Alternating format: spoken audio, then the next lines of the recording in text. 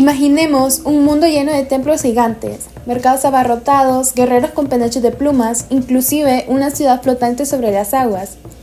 Hoy viajaremos al corazón de una de las civilizaciones más poderosas y enigmáticas de América. Estamos hablando de la civilización azteca. Los aztecas no solo eran guerreros temidos, también eran astrónomos, agricultores, poetas y artistas. Levantaron una de las ciudades más grandes del mundo de su tiempo, desarrollaron una religión compleja y establecieron un imperio que asombró incluso a los conquistadores europeos.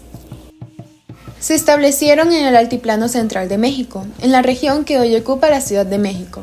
Fundaron su capital Tenochtitlán en una isla en medio del lago Texcoco, hacia el año 1325. Su territorio se extendió por gran parte del centro y sur de México, formando un vasto imperio gracias a conquistas y alianzas. El imperio azteca floreció entre 1325 y 1521. Durante casi 2 siglos dominaron la región, hasta la llegada de los conquistadores españoles liderados por Hernán Cortés, que marcaría el fin del imperio azteca. Siguiendo con la civilización azteca, hablaré sobre el origen, decadencia y forma de gobierno. Empezaremos con el origen. La palabra azteca proviene del náhuatl, que significa gente que vino de Aztlán, pero realmente esta palabra se refiere a diversos pueblos que habitaron el Valle de México entre el siglo XIV y el siglo XVI, como los mexicas, chalcas, xochimilcas, entre otros. La civilización azteca fue una de las más grandes y poderosas de Mesoamérica. Esta no llegó siendo un imperio, llegó como una civilización migrante al Valle de México. Su leyenda dice que los mexicas provinieron de Aztlán y migraron hacia encontrar un águila sobre un nopal comiendo una serpiente. Ahí fundaron Tenochtitlán, en el lago de Texcoco, y se unieron a 2 pueblos de la zona, el pueblo de Texcoco y a Tlacopan, para formar la Triple Alianza. Ahora vamos con su decadencia. Todo comenzó en 1519 por la llegada de los españoles, liderados por Hernán Cortés. El tlatoani de la época, el cual se llamaba Moctezuma, pensó que este era tal vez un dios y lo recibió en paz en su imperio, pero Cortés salió con pueblos enemigos como los tlaxcaltecas y atacó al imperio. Finalmente, en 1521, tras meses de guerra y epidemias como la viruela, cayó Tenochtitlán. El último emperador de esta civilización fue Cuauhtémoc. Este fue capturado por los españoles. Este suceso marcó el fin del imperio azteca, pero no el de su cultura. Finalmente pasaremos a la forma de gobierno. El imperio azteca era una teocracia dirigida por el tlatoani, un monarca sagrado con poder divino, elegido por un consejo de representantes de los 20 calpullis. Los calpullis eran como los 20 barrios de esta civilización. El tlatoani electo gobernaba de por vida como jefe supremo del Estado, ejército y religión, siendo asesorado por el Cihuatl, quien lo reemplazaba en su ausencia y lo ayudaba en decisiones importantes. Entonces diríamos que el tlatoani era el gobernante supremo de este imperio. Él dirigía la guerra, también tenía que administrar cosas de la justicia, él era el que tenía la última palabra en los casos importantes, también tenía un peso importante en la religión y rituales, él autorizaba y dirigía ceremonias religiosas importantes. Finalmente, a lo largo de su historia, los aztecas tuvieron 11 tlatoanis. El corazón de la economía azteca era la agricultura. Los cultivos eran principalmente de maíz, pero también cultivaban frijol, tomate y calabaza. En caso utilizaban técnicas para sus cultivos como por ejemplo las chinampas. Las chinampas no eran más que unas islas artificiales flotantes, así como pueden ver aquí. Las chinampas fueron una innovación clave para el cultivo en el lago Texcoco. También implementaron sistemas de terraza, de canales y drenajes para la optimización de la producción. Todo esto que ellos cultivaban obviamente lo comercializaban y los comerciantes se llamaban pochtecas. Los pochtecas viajaban largas distancias para poder intercambiar sus productos con otros pueblos. Pobrecitos. Tenochtitlán, ¿ya dije bien? Creo. Contaba con un mercado central para que estos comerciantes se pudieran reunir y así realizar trueques. Pero los aztecas no solamente consumían lo que ellos cultivaban, sino que también pescaban. Además de pescar, ellos también cazaban. Digamos, agarraban una gallina, se comían sus huevos, pero también era gallina. Y por último también consumían gusanos. Esos gusanos que están aquí ahorita en pantalla se llaman gusanos de maguey. Y yo nunca los he probado. Yo no me los comería. Y eso fue todo acerca de la agricultura y medios de subsistencia de los aztecas. Yo me quedo con los frijoles. Gusanos no. Ahora vamos con la estructura y organización social de los aztecas.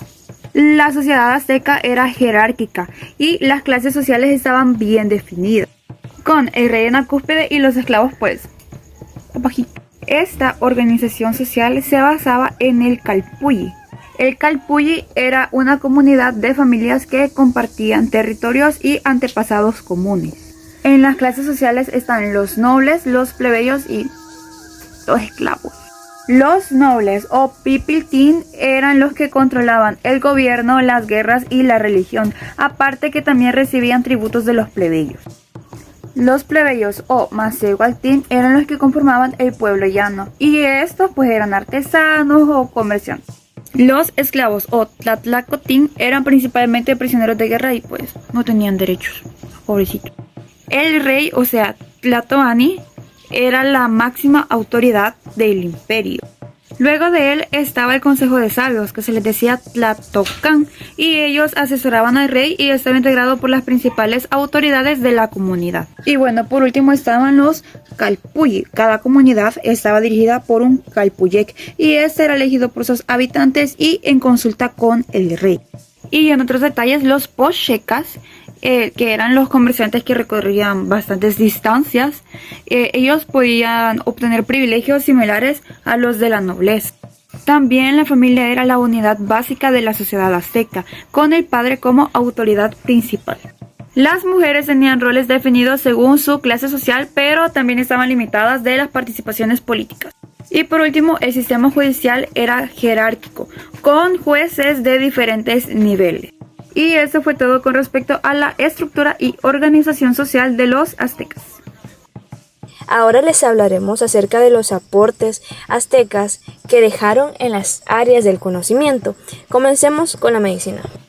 Usaban plantas como el maguey para desinfectar heridas y la chicalote para aliviar el dolor, y para cerrar las heridas a veces usaban mandíbulas de hormiga como si fueran puntos de sutura. Ellos también destacan en la astronomía y la matemática, ya que ellos crearon 2 calendarios precisos para regular la agricultura y las ceremonias religiosas. También innovaron en áreas como la agricultura, ya que ellos construyeron las chinampas, que eran islas flotantes que aumentaban la producción de los alimentos.